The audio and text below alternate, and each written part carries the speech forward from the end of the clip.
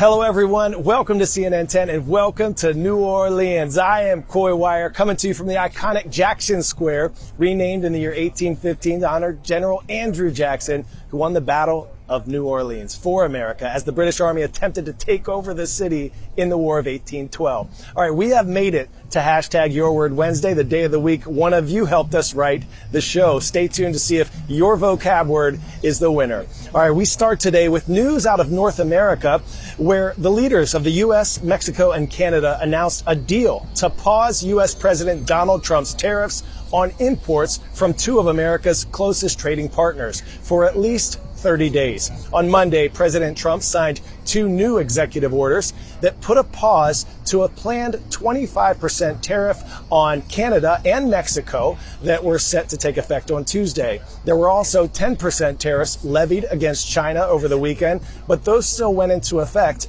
on Tuesday. Tariffs are essentially taxes on imported goods, and part of the Trump administration's goal in levying the tariffs on Mexico and Canada was to convince those countries to do more to stop the flow of drugs and undocumented immigrants from coming into the U.S. And it seems both Mexico and Canada are setting out to conciliate President Trump. Both U.S. neighbors stood down on retaliatory tariffs of their own while agreeing to boost border security and increase efforts to combat drug trafficking. In Mexico, President Claudia Sheinbaum committed to deploying 10,000 of Mexico's National Guard members to the U.S.-Mexico border. And in Canada, Prime Minister Justin Trudeau said that in exchange for the tariff pause, the country will invest in border security, create a joint strike force with the U.S. to combat organized crime, appoint a fentanyl czar, and join the U.S. in listing cartels as terrorist groups. The fallout from the tariff threat was swift. U.S. stock markets were shaky on Monday. Businesses braced for tough periods of higher prices. With the tariffs now paused for the U.S. and its neighbors, all three of the nation's economies could be avoiding the worst impacts like boosted inflation, a recession, and an expanding trade war. Over the weekend, the Palisades and Eaton fires in Southern California were fully contained nearly a month after the blazes broke out. The two fires are the second and third most destructive wildfires in California history, according to CAL FIRE. Over 37,000 acres were burned, with homes and businesses destroyed and dozens of people losing their lives. Now, officials are focusing on the cleanup. What will be a months-long process to remove toxic ash, hazardous waste, and charred debris from everyday items is already underway. CNN's Julia Vargas-Jones is on the ground in a burn zone in Altadena to show us how teams from the Environmental Protection Agency are working to clear the hazardous waste the fires have left behind.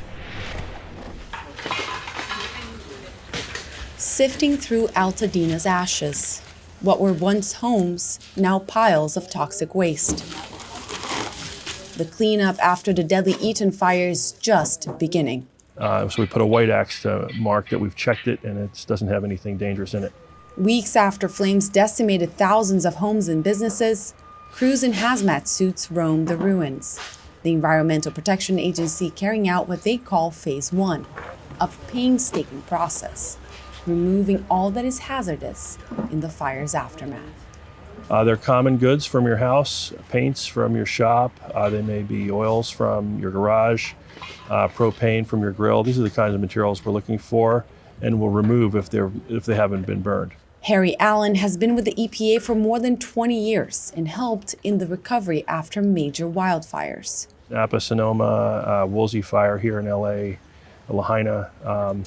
This one is larger than those. But this time around, another danger lurking amidst the rubble: partially damaged batteries. Inside that battery, it can get hot and the gas can ignite and cause a fire. Just on its own? On its own. And if you watch videos of this, they look like little Roman candles if you're familiar with that firework. And the fire comes out like a jet from the battery and it can be very harmful.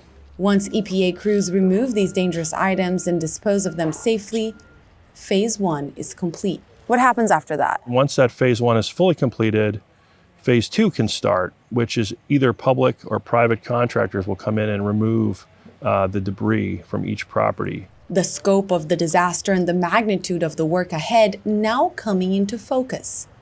On these blocks, gas and power just starting to come back online.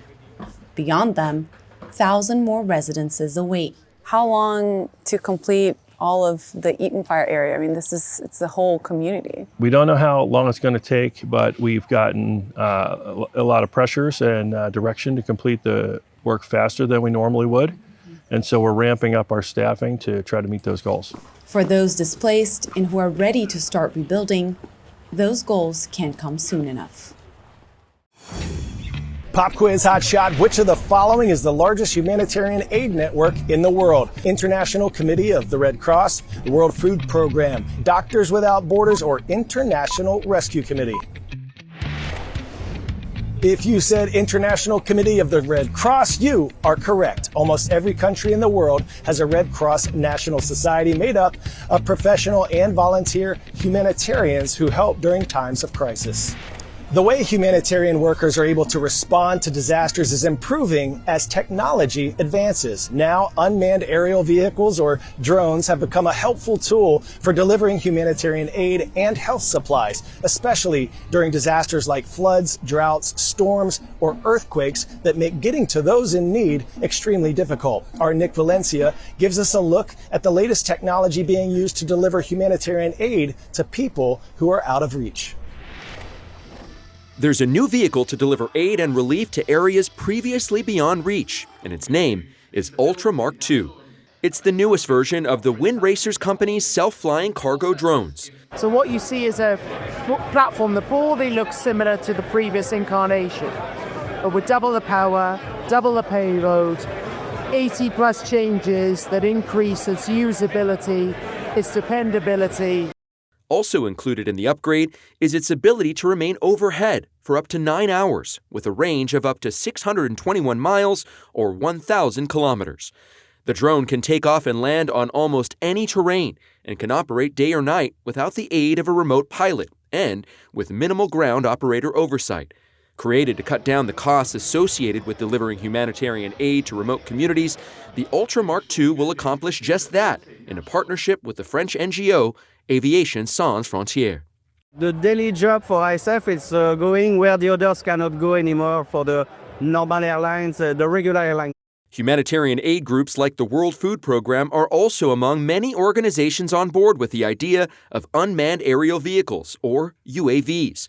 While they don't believe the drones will replace the traditional method of delivering aid, they do believe the drones will help alleviate humanitarian challenges by delivering time-critical items to hard-to-reach areas. That's why we want to use the drone, because the access of the population and the risk of the aid worker is increasing every day.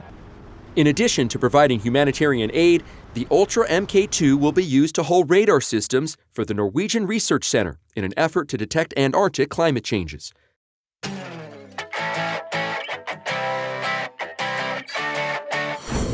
Today's story getting a 10 out of 10 is a fluffy baby penguin who's now all grown up.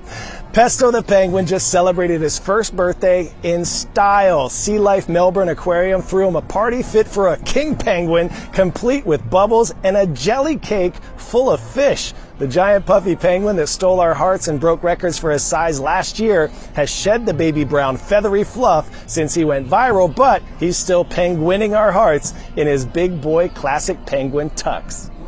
All right. Have to admit, you all keep the meritorious vocab words coming each week, and we love it. Thank you for submitting all the exemplary words for Your Word Wednesday. Today's winner is Mr. Fraundorf's class at North Cobb High School in Georgia for conciliate, a verb meaning to make peace with or to stop someone from being angry or discontented. Well done. And our special shout out today is going to Miss Baumgartner's Social Studies class at St. Mary's Academy in Englewood, Colorado. Thank you for watching Wildcats and Rise Up. Extra gratitude to all of you for subscribing and commenting on our CNN 10 YouTube channel for your shout out requests. You all rock. We will see you right back here tomorrow on CNN 10.